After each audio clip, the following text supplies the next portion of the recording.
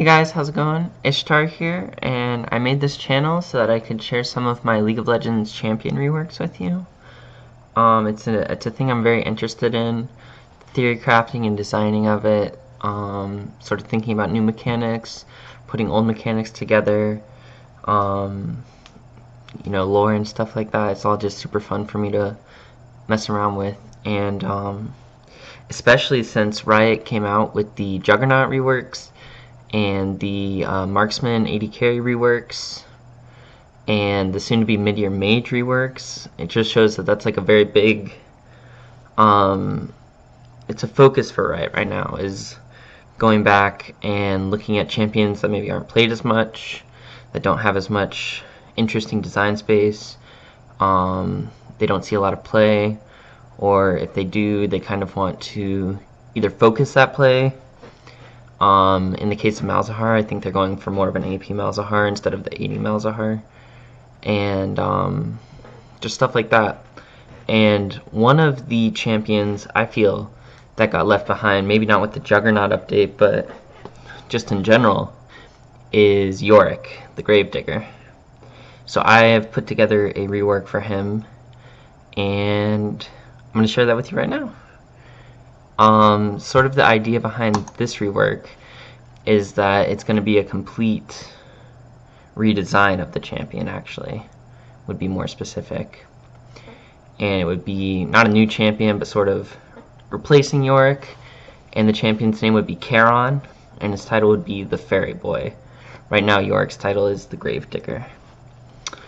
And sort of when I design a champion, I like to get some media to like back that up, sort of lead the design, and focus my energy. And for Charon, this was a line from Shakespeare's Hamlet, which is where his name Yorick Mori comes from.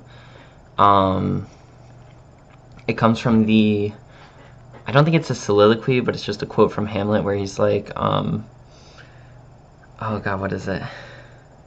Alas, alas, poor Yorick. I knew him, Horatio, a man of most infinite jest, and it's like fancy merriment or something. But the quote I went from for this character is a little bit further. It says, "Where be your jibes now, your gambols, your songs, your flashes of merriment that were wont to set the table on a roar?" And that's from Shakespeare's Hamlet, in the same sort of part where the alas poor Yorick is. So moving on from that, for the fluff of this character, I haven't really nailed that down. I kind of wanted to do something like he's just like a kid that sort of was super big into the wanting to like visit the seas and stuff, and he sort of tagged along on the boat as like a stowaway when all that Shadow Isle rework stuff happened a while ago as well. So he kind of ends up on the Shadow Isles, and then that corrupts him into being this sort of like, maybe not undead, but in between life and death. And then like everyone else on the boat dies, so he has to like sail it around. So he's the ferry boy.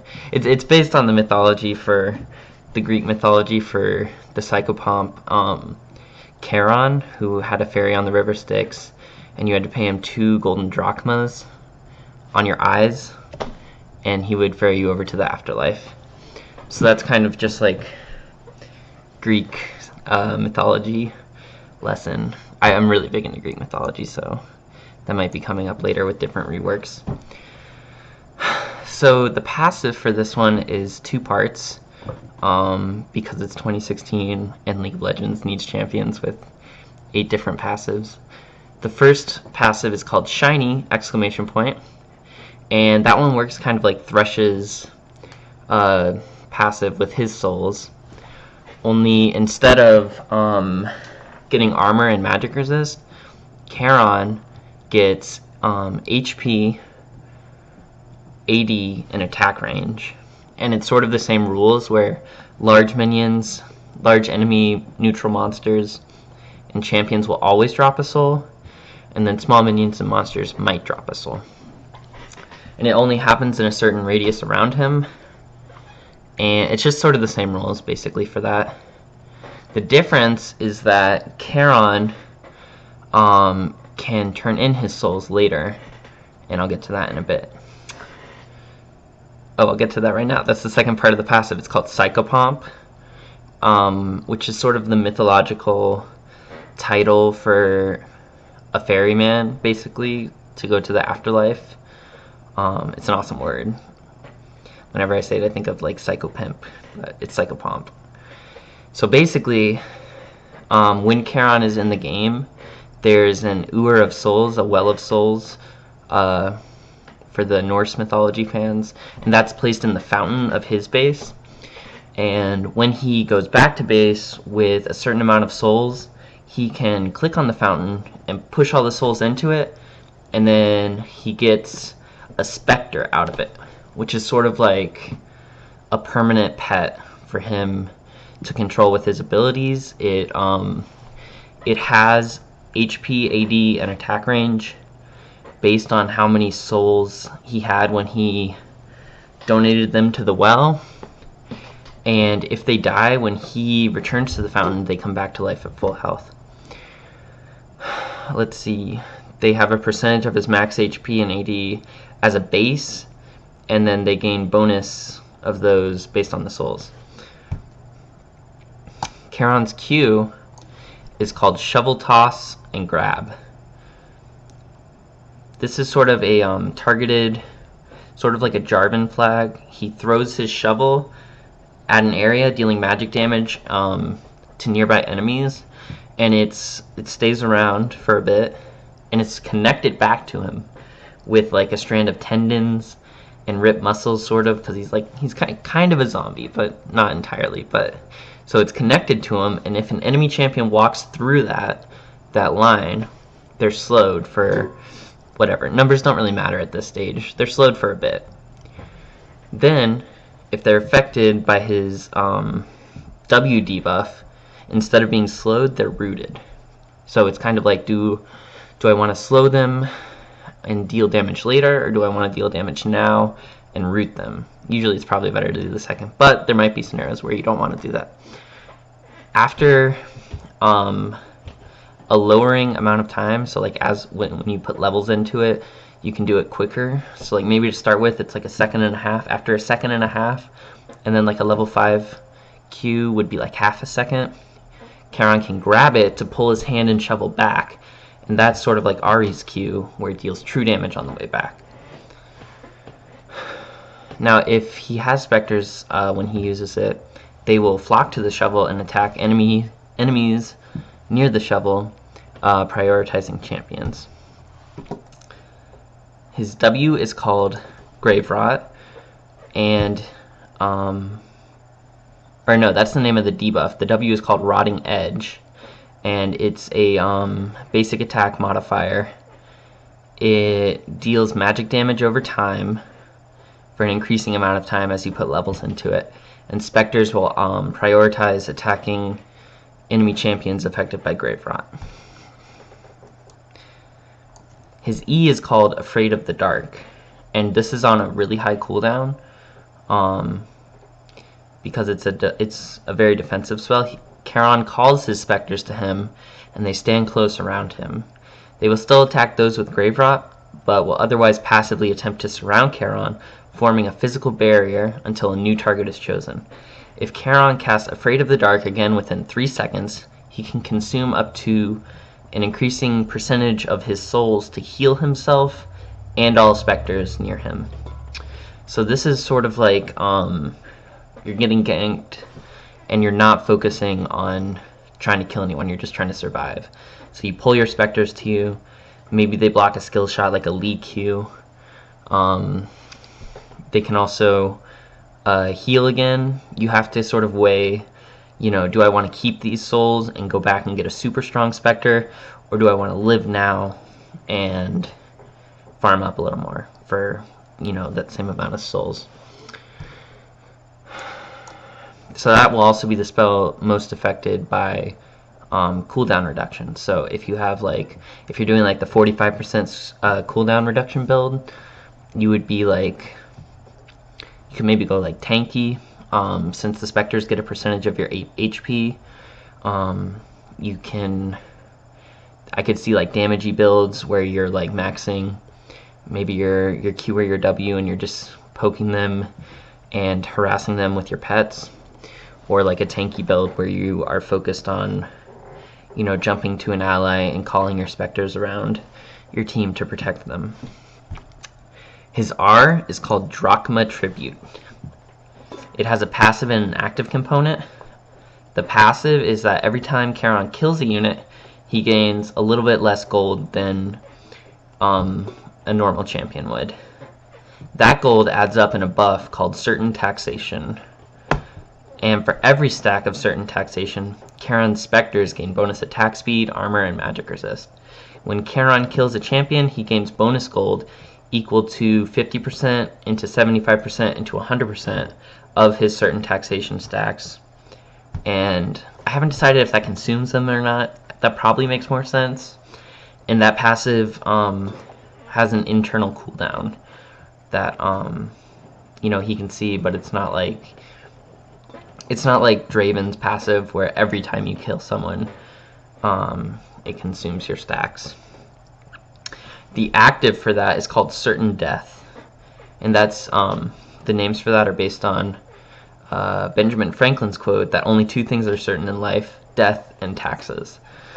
Charon uses half of his Certain Taxation stacks to boost the bonus stats that the specters gain passively from Drachma Tribute and Psychopomp for 8, 10, into 12 seconds. Specters will attack any unit that Charon basic attacks during this time. So this is going to be like your steroid. This is like your, okay, I'm going all in. Here's a load of damage. Like, it's just going to be your steroid button, basically. So how would you play this? You could either, the two main ways I see this playing out is that you go back a lot and come back to lane a lot, which would give you a lot of smaller specters, smaller in terms of HP and attack damage, but having a lot of those, you know, sort of multiplies the use of your passive bonuses to them. You could also save up for a very long time and just get a huge specter and just make this sort of like Tibbers, just super annoying to deal with and dealing a load of damage. Like I said, I see him going tanky or damagey, maybe sort of a bruiser. I know Yorick right now is sort of a bruiser fighter niche, but as far as items, I didn't actually plan this out ahead of time.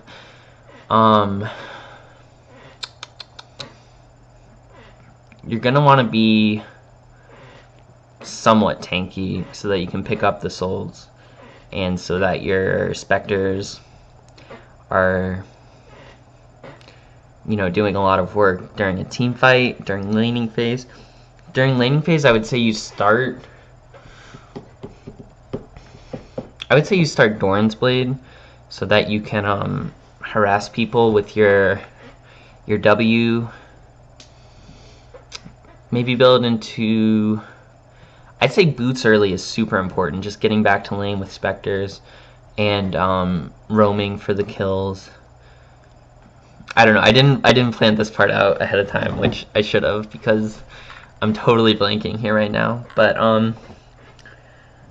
as far as models go, he would be similar to a Moo in size, because he's, you know, a kid that went to the Shadow Isles. His specters would be, I think size scaling with the amount of souls for each one is a pretty clear sort of distinguishing factor, so that you can be like, oh, I really got to kill this big one before I kill all these little ones. And actually in lane, a thing for like your lane opponent to do would be to kill your specters so that you're sort of naked on your turret. You can back and they would regenerate, but you have to weigh, you know, do I want to be here with no specters, still gaining souls and stuff, or do I want to be coming back with more items and fresh specters?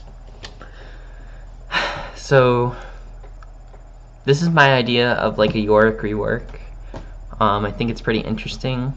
If you guys have, obviously I think it's interesting, like that's kind of a stupid thing to say, but if you guys have any comments or critiques, You think this kit is overloaded or doesn't really have enough, let me know, send me comments. I'll put a link in the description for Riot Zelnath is actually currently the writer working on Yorick's rework. And I took it in a similar direction. He's going in a Champion of the Damned direction, and I was initially going to go with more of a Ferryman thing.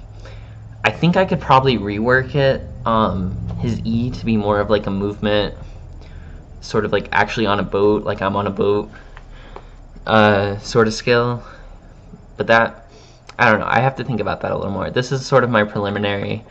I worked on this for a bit, but I wanted to just put it out there. And this is my first video, so thanks a lot for watching. Have a good day.